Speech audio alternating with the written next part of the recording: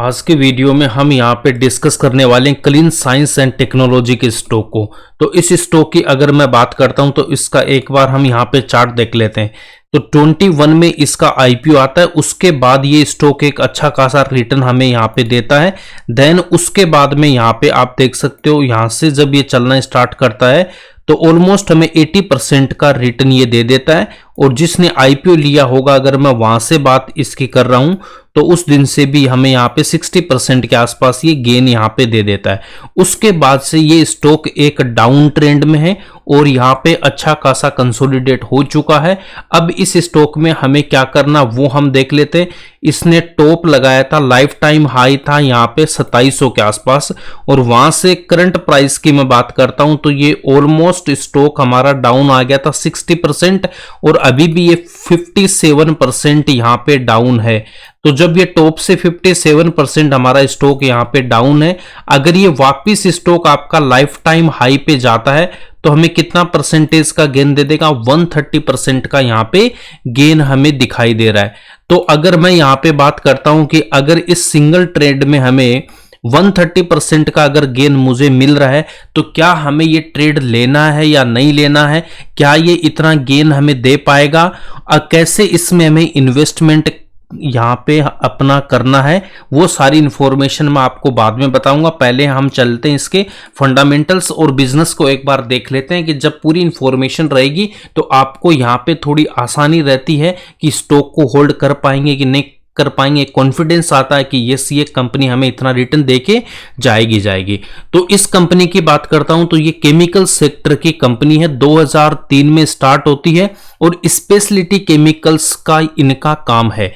तो यहां पे आप देख सकते हो 2003 में कंपनी स्टार्ट होती है और ये ग्लोबल वाले जो ग्लोबल मैन्युफैक्चरिंग मार्केट में इनकी पोजीशन, जो भी केमिकल ये यहाँ पे प्रोड्यूस कर रहे हैं, या तो उसमें नंबर 2 है या फिर ये नंबर 1 है, ये लोग बोलते हैं, ठीक है। देन इसके बाद में यहाँ पे देखो परफॉर्मेंस केमिकल्स, फार्मास्यूटिकल मतलब फार्मा सेक्टर से, एंड एफएमसीजी सेक्टर में इनके केमिकल्स का यूज होता है। अगर इनसे समझ में नहीं आ रहा है तो इसकी अगर मैं वेबसाइट पे आता हूं तो वेबसाइट पे आके एक बार आप देख सकते हो, FMCG, performance chemicals and pharmaceutical agro, और यहां पे इसकी डिटेल एक बार आप यहां पे ले लेना। इसमें अबाउट अस में आने के बाद में यहां से जो भी इंफॉर्मेशन चाहिए आपको सारी इंफॉर्मेशन यहां पे मिल जाएगी, ठीक है।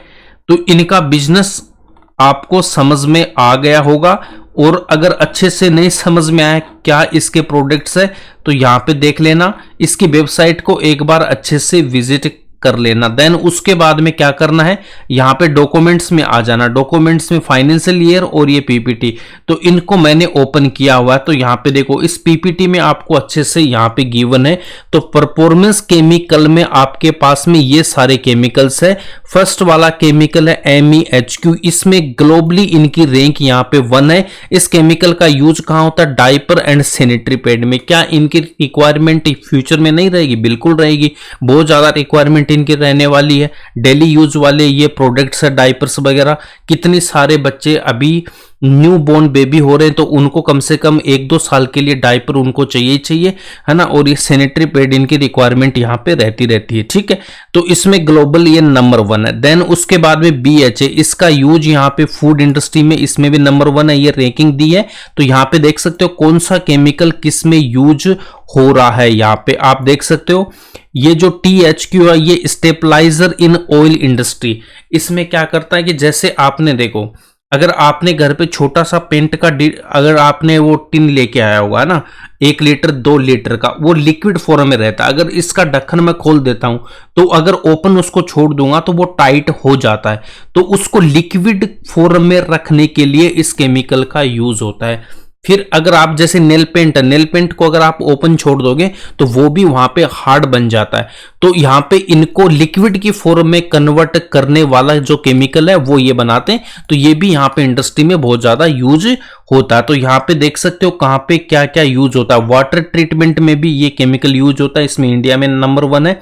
देन फार्मा एंड एग्रो की मैं बात करता हूं तो यहाँ पे ये फार्मा इंडस्ट्री में यूज होने वाला है। ग्लोबली नंबर 2 है, इंडिया में नंबर 1 है। देन यहाँ पे ये देख सकते हो, ये सारे इनके प्रोडक्ट्स है, एक बार इनको आप देख लेना। एफएमसीजी से ये सेक्टर के भी हैं, है ना। तो 4MAP इसका यूज कहाँ पे होता है, जो भी यूवी ब्लॉकर्स के रूप में होता है, जो भी सन क्रीम्स जब हम लगाते हैं ना, यहाँ पे आजकल इनका भी बहुत ज्यादा यूज होने लगा है स्किन केयर में भी। तो यहाँ पे भी इसको, ये कॉस्मेटिक इंडस्ट्री में यूज होने वाला है, इसमें भी ग्लोबली नंबर 1 है। तो यहां से समझ में आ रहा आपको इसका बिजनेस, करेक्ट। तो इसका मतलब क्या इन प्रोडक्ट्स की डिमांड कम होने वाली है? बिल्कुल नहीं। फार्मा इंडस्ट्री में भी यहाँ पे रिक्वायरमेंट होती है, एफएमसीजी में भी है, एंड यहाँ पे ये परफॉर्मेंस केमिकल्स में है, और इसका यूज देखो परफ्यूम में होता है, तो इनकी भी डिमांड रहती है। तो बिजनेस हमें अच्छे से समझ में आ गया, ये फ्यूचर में डिमांड रहेगी, कोई दिक्कत नहीं। अब इसके थोड़े फंडामेंटल्स देख लेते हैं। ये हमें डिविडेंड भी देता है, तो एनएससी की वेबसाइट पे आ जाना, कॉर्पोरेट एक्शंस पे जाएंगे तो यहाँ पे हमें पूरी हिस्ट्री इसकी दिखा देगी, कब कितना क्या इसने डिविडेंड दिया। देन उसके बाद में मैं यहाँ पे देखता हूँ इंडस्ट्री P34 है, स्टॉक 42 पे, थोड़ा सा अभी भी पी ज्यादा, बट कोई दिक्कत नहीं, कंपनी अच्छी है तो ये हाई पी पे ये रहेगी, तो उससे हमें फर्क नहीं पड़ता। यहाँ पे डेट इनके पास नहीं है बिल्कुल भी, प्लेस परसेंटेज भी 0 है, ROC ROE भी इसके शानदार है। देन इसके बाद में हम यहाँ पे आ जाते हैं इसके क्वार्टरली रिजल्ट की। अगर मैं बात करता हूँ तो लास्ट क्वार्टर की जो सेल्स है वो जून 25 को जून 24 से कंपेयर करेंगे, तो यहाँ पे फ्लैट मेरे पास में सेल्स रही है। तो ये क्वार्टर वाला रिजल्ट है वो मेरा ऑलमोस्ट क्या है, फ्लैट आया, ठीक है। अब यहाँ पे आप देखो 15 से इसकी जो सेल्स है वो लगातार यहाँ पे ग्रो की है, कहां तक, 23 तक। उसके बाद 24 में थोड़ा सा कम हुआ है, देन यहाँ पे 25 में वापस ये इंक्रीज हो गई, और यहाँ पे लास्ट 4 क्वार्टर की अगर मैं बात करता हूं, इन 4 क्वार्टर्स में, जबकि ये लास्ट वाला क्वार्टर मार्च 25 मेरा फ्लैट रहा है, उसके बावजूद भी यहाँ पे जो मेरे पास में जो सेल्स है वो ऑलमोस्ट हाईएस्ट एवर है, करेक्ट। यहाँ पे 936 थी तो 925 इसके आसपास है, और प्रॉफिट यहाँ पे कितना था, 403, यहाँ पे 402 है। तो highest ever sales, highest ever profit मेरे आ चुके हैं यहाँ पे। अब यहाँ पे नेट प्रॉफिट भी आप देख सकते हो, जो नेट प्रॉफिट है वो 300 के आसपास है, यहाँ पे 304 था। तो हाईएस्ट एवर प्रॉफिट क्या है मेरा, हाईएस्ट एवर मेरी सेल्स आ चुकी है, और स्टॉक प्राइस अभी भी 57% यहाँ पे डाउन है। तो डेफिनेटली ये हमारे लिए एक अच्छी अपॉर्चुनिटी है। अब यहाँ पे आप देख सकते हो इसके रिजर्व खुद के पैसे यहाँ पे कितने, 1446 करोड़ है। डेट यहाँ पे ना के बराबर है, 1 करोड़ का डेट यहाँ पे लिया था इन्होंने, ठीक है। और यहाँ पे पहले थोड़ा बहुत लिया था, उसको भी यहाँ पे किया हुआ है। तो डेट लेने की इनकी बिल्कुल भी हैबिट यहाँ पे नहीं है, ये भी हमारे लिए पॉजिटिव पॉइंट है। देन यहाँ पे आगे चलते हैं हम, शेयर होल्डिंग पैटर्न अगर हम देख लेते हैं तो प्रमोटर्स यहाँ पे 78 है ना, ठीक है। तो ये देखो 75% से ज्यादा रख नहीं सकते हो आप, तो यहाँ पे देख लो मैक्सिमम इन्होंने 75% रखा हुआ, ये हमारे लिए प्लस पॉइंट है। देन यहाँ पे FI भी 6.25 है, देन DI भी यहाँ पे ऑलमोस्ट 6% के आसपास है, पब्लिक यहाँ पे 13% है। इसमें से ये 3% यहाँ से हटा देता हूं मैं, है ना। तो देखो 9.9192 इक्वल हो गया, 12 में से 3 मतलब 9, तो 9% यहाँ पे पब्लिक के पास है, तो 91% मेरा स्ट्रॉन्ग हैंड्स के पास है।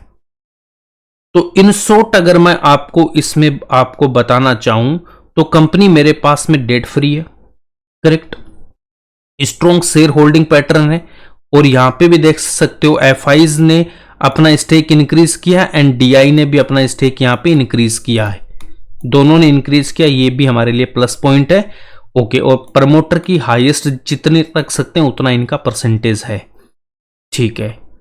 ऑलमोस्ट डेट फ्री कंपनी है, हाईएस्ट एवर मेरी सेल्स है, हाईएस्ट एवर मेरा प्रॉफिट है, उसके आसपास ही है, बट स्टॉक प्राइस अभी भी मेरा 57% डाउन है। तो ये एक हमारे लिए एक अपॉर्चुनिटी है, तो डेफिनेटली 130% के गेन के लिए मैं इस स्टॉक में जा सकता हूं, इसमें मुझे कोई दिक्कत नहीं है। और 70% से ज्यादा इनका रेवेन्यू है, वो कहां से आता है, एक्सपोर्ट से आता है, ठीक है। तो ये देखो 500 प्लस इनके ग्लोबल एंड डोमेस्टिक यहाँ पे कस्टमर्स है, 35 प्लस कंट्रीज में ये अपने नेटवर्क को फैला चुके हैं। तो यहाँ पे देखो फाइनेंशियल ईयर में भी आपको ये सारे डेटे यहाँ पे मिल जाएंगे, ठीक है। तो ये इस कंपनी के बारे में आपको मैंने बता दिया था, ठीक है। तो ये केमिकल सेक्टर का एक स्ट्रॉन्ग प्लेयर है। अब इसमें आपको क्या करना वो यहां पे देखो, 3% से ज्यादा इन्वेस्टमेंट हमें बिल्कुल भी नहीं करना है इसमें। और जो ऑलरेडी पहले ये कहीं पे पोजीशन बना रखी है, अगर 20% ये डाउन आ गया है तब आपको इसमें 3% और लगा देना है, अदरवाइज यहां पे आपको इन्वेस्टमेंट नहीं करना है। अगर 3% ही आपको लगाना, अगर फ्रेश बाइंग करना है तो ज्यादा मत लगा देना, ग्रिड में मत आना बिल्कुल भी, 3% ही हमें लगाना है। 20% डाउन आपका पोर्टफोलियो में कहीं पे भी आपने लिया होगा इसको, अगर वहां से 20% डाउन है तब 3% आपको डिफरेंट अकाउंट में यहां पे लगाना है। अब या तो हो सकता है कि एक साथ यहां पे मैं इन्वेस्टमेंट कर देता हूं और यहां पे 130% गेन के लिए जा सकता हूं मैं, ठीक है, ओके। उसके बाद देखेंगे कैसा चार्ट यहां पे चार्ट बन रहा है, कैसी इसके परफॉर्मेंस है। तो 130% के लिए हमें कम से कम 3 to 5 ईयर्स के लिए रखना पड़ेगा इस स्टॉक को। ऐसा नहीं कि मैंने आज लिया और नेक्स्ट मंथ ये मेरा टारगेट या नेक्स्ट ईयर में आ जाएगा, ऐसा नहीं होगा। यहाँ पे 3 to 5 ईयर्स का टाइम देना पड़ेगा। अगर मेरा यहाँ पे देखो 5 ईयर्स में भी आ रहा ना, तब भी कितना शानदार यहाँ पे गेन है हमारे पास में, ठीक है, 30% के आसपास का गेन आ जाएगा आपके पास में, ठीक है ना, 25% के आसपास आएगा, सॉरी 30 नहीं, 25 या 26% का गेन आएगा अगर 5 ईयर्स का लग रहा है। तो 3 to 5 ईयर्स के लिए इसमें इन्वेस्टमेंट करना है। या फिर आपको क्या करना है, इस आप 3% यहां पे लगा रहे हो, उस 3% को 3 पार्ट में डिवाइड कर लेना है, ठीक है। और 3 टारगेट आपको बताता हूं। एक तो यहां पे निकल जाना, जो फर्स्ट वाला प्राइस है, यहां पे देखो आपको मैं परसेंटेज भी बता देता हूं। यहां से हमने आज करंट प्राइस यहां पे इसका, अब यहां पे देखो एक टारगेट तो हमारा ये होना चाहिए कि जस्ट यहां तक आ गए 30% का गेन हम ले सकते हैं। दूसरा क्या हमारे पास में यहां पे 63% का गेन, और तीसरा यहां पे। बट इस जैसे कंपनी में मेरे हिसाब से तो आपको यहां पे 3% अपना इन्वेस्टमेंट करके रख देना चाहिए और 130% के गेन के लिए इजीली हम यहां पे जा सकते हैं, करेक्ट। बट आपको इसमें इन्वेस्टमेंट करना है या नहीं करना है, 20% डाउन है तो होल्ड आपको करना है नहीं करना, ये आपका अपनी रिसर्च के बाद ही यहाँ पे डिसीजन लेना होगा।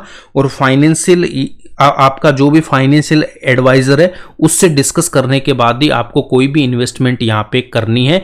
और जो मैंने डॉक्यूमेंट्स और वेबसाइट आपको बताई है वहां से पूरी इंफॉर्मेशन लेने के बाद ही कोई डिसीजन आपको यहाँ पे लेना है। जो इसमें ऑलरेडी कहीं पे ले रखा है, लॉस में इस कंपनी को बेचने का कोई मतलब नहीं है, होल्ड करो। यहाँ पे स्टॉक मार्केट है, ऐसे ही होता है, जब ये चलना स्टार्ट होगा ये स्टॉक तो बहुत तेजी से ऊपर जाएगा, ठीक है।